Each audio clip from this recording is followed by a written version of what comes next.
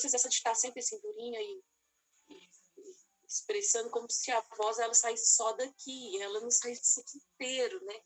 Como se meu pé não estivesse cantando. Quando eu tô cantando, meu pé tá cantando junto. Tipo, não tem jeito de separar a música, meu pé tá lá, tá eu inteira. E aí, esse lugar também, eu acho que ele leva a gente para um lugar de perguntar o que é que esse corpo, o que é que esse corpo gosta, assim, né? Como é que eu cuido desse corpo? Porque eu tenho cuidados com a voz, cuidados com esse lugar, né? Mas tem jeitos também, coisas que vão ser únicas, como por exemplo, eu sei o que eu sei, mas sempre é um processo de autodescoberta, mas o que faz bem para mim? O que quando eu como me faz bem? O que quando eu faço me faz mal? Então, eu sei que se eu não dormir, eu tenho um show para fazer. Se eu não dormir, acabou. Se eu não tiver horas de sono bacana ali, no outro dia a minha voz está acabada, porque eu preciso disso. Então, nesse espaço do corpo existir, eu sei de coisas que me fazem bem. Às vezes, isso vai estar diretamente ligado com a técnica, né? No meu caso, eu preciso dançar, cantar, e eu preciso fazer essa técnica com esse movimento. E às vezes vão ter coisas que elas não perpassam esse campo de pensar a técnica ligada à voz. Às vezes é uma coisa outra. Às vezes é pôr o pé na terra, às vezes sei lá, beber água. Eu vou falar, gente, uma coisa que para mim, assim, pode ser escatológica nessa palestra. E ir no banheiro, fazer xixi, fazer cocô, para mim, antes de cantar, é, tipo, incrível, porque eu, tipo, libero, eu limpo o meu corpo, eu gosto de passar água na boca, eu gosto de beber líquidos. Então, coisa assim, sentir meu corpo fluindo, meu corpo... Então, cada pessoa tem um lugar também de sentir qual que é a minha limitação, a minha potência, o que para mim, nesse corpo, existir nele, me faz sentir vibrar ele com prazer, né? O que escreve manchas, o que escreve histórias. Então, eu acho que a relação com o físico me vem muito essa provocação desse lugar, assim, do autoconhecimento do corpo, enquanto canto, de ser esse lugar de eu conectar o canto como uma possibilidade de o que também é prazeroso, o que também é equilíbrio, o que também é limitação para esse corpo inteiro, sabe? Não só para a voz separada do corpo, assim, o corpo inteiro, pessoa, assim. Às vezes vai ser um abraço antes, né? Às vezes uma hora de técnica e um aquecimento, que é importante assim, também. Às vezes um abraço dá um relaxamento, assim, eu lembro que no show de lançamento do meu primeiro CD, eu tava tensa. E aí, antes de entrar, e aí no ensaio, um amigo meu falou assim, nossa, não vai rolar, que isso? Que é isso que você tá fazendo nesse ensaio? Tipo, o que você... E aí eu lembro que quando passou o ensaio todo mundo, eu ajoelhei no palco, assim, e eu fiquei sozinha, assim, uma meia hora, só sentindo, assim, por que eu tô aqui? Por que eu tô fazendo isso? Que lugar é esse aqui? E fiquei ali no palco conversando, e fiquei tocando meu corpo. E aí eu lembro de ganhar um abraço nessa hora, e aí eu tinha cantado, eu tinha feito os exercícios, mas aquele abraço, e estar naquele lugar perguntando por que eu estava ali, aquilo no corpo, e tocando todos os pedaços, e o pé e apertando, eu cantei inteira, né? Aquilo ali era o corpo, né? O corpo que move, é o movimento, era isso, assim. Eu acho que é isso, essa conexão. Não sei também se eu viajei. Não, você viajou com certeza, que bom. A gente está precisando de viajar mais, amor, mesmo.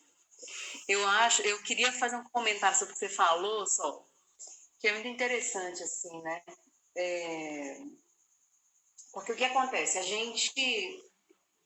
você falou assim, porque quando... Né, eu conecto com o meu pé e tal, e assim... eu acho que a gente tem que olhar para isso de uma forma generosa, no sentido assim, porque, por exemplo, então tá, então eu preciso do meu pé para cantar, então quem tem pé não canta, né? Só fazendo uma provocação aqui. Óbvio, né? Que quem tem pé, quem não tem pé, pode cantar também, né?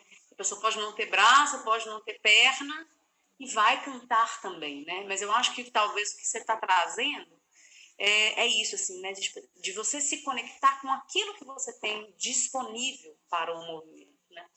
E tem uma pesquisa interessante que fala sobre a comunicação não verbal, que diz que a nossa comunicação ela é feita de 7% do componente verbal, né? Das palavras, do significante das palavras, do significado das palavras. Acho que é 30 e, sei lá, quase 40%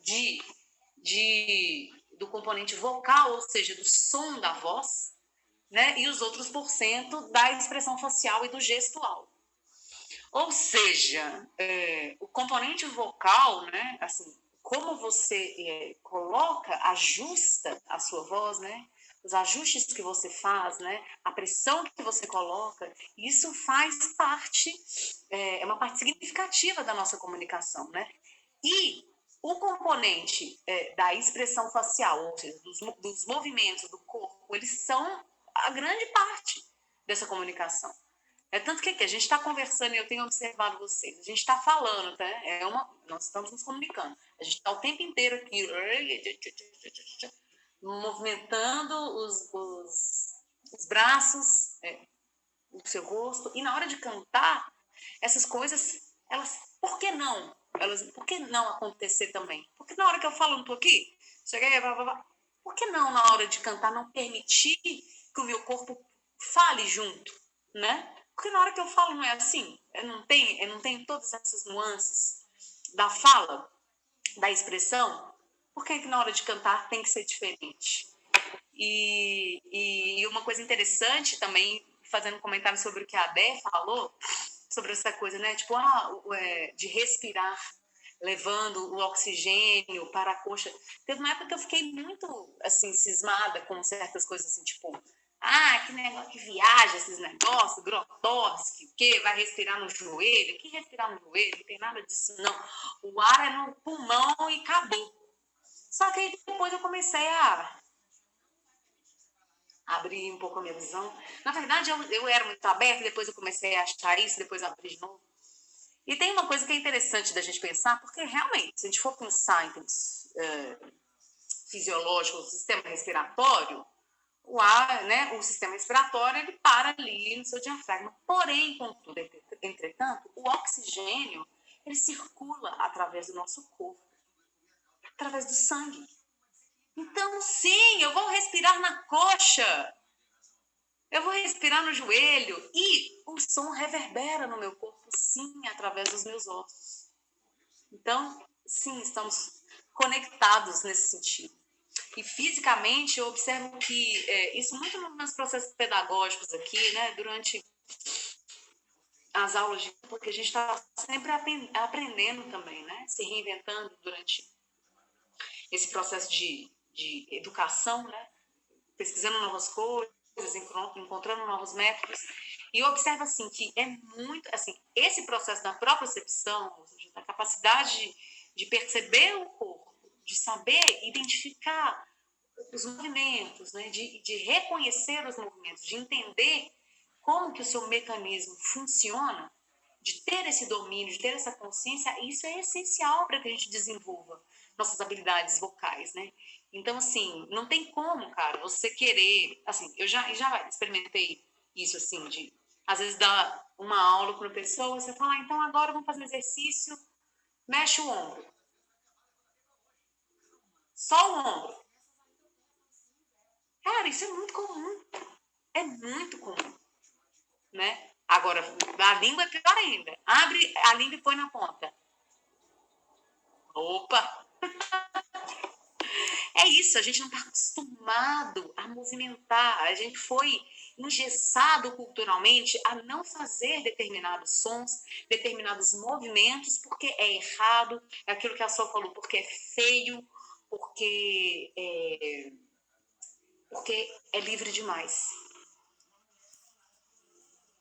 Porque é livre demais. E não é interessante para o capitalismo que a gente seja livre demais. Não é interessante para o capitalismo que a gente seja feliz demais. Bem, a próxima etapa dessa conversa, eu acho assim, que já passou o tempo que a gente ia acabar, às 8, né? Mas se vocês puderem continuar um pouco mais, Grace. Pode? Vamos ficar um pouquinho mais? É que eu queria falar um pouco sobre esse aspecto, a gente falou desse aspecto físico, eu queria que a gente pudesse falar um pouco agora, a gente, assim, né? Como a gente está repetindo aqui inúmeras vezes, a gente tá junto, né? Mas assim, eu queria que a gente pudesse falar um pouquinho agora sobre o aspecto emocional, né? Sobre essa coisa dos afetos, né? Como que o canto, ele desperta afetos em você mesmo, como que ele desperta afetos no outro, né? Como que esse processo se dá como ferramenta aí também de autoconhecimento para vocês durante as performances, né? Porque eu tenho cada vez mais entendido os shows